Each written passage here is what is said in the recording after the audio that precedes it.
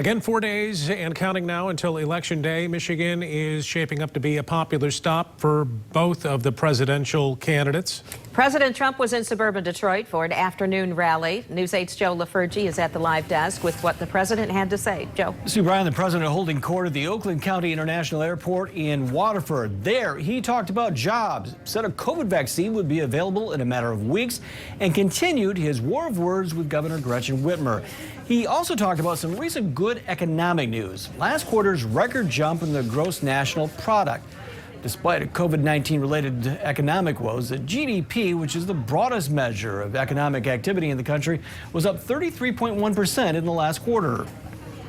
I'm delivering the great American comeback. That's what we're doing. We built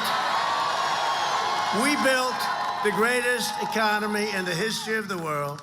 Best unemployment numbers, best everything. We had 160 million people employed. We were never even close to that number. And then one day, we saved 2 million lives. We had to close it up. How about that decision? We had to, oh, how horrible to have to make it. We understood the disease. We learned the disease. We have to protect our seniors, especially if they have problems with the heart or diabetes.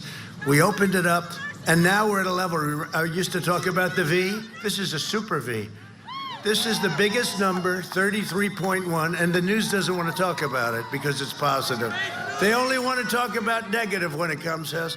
But 33.1, the biggest number in our country's history by like double, but it's much more than double. And you'd have to go back to 1952 to get anywhere close.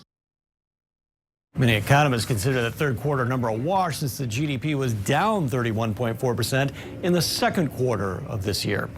At the live desk, Joe LaFurgey, News 8. Joe, thank you again. The campaigning is not slowing down. Vice President Joe Biden will host drive-in events in Flint and Detroit tomorrow with Barack Obama.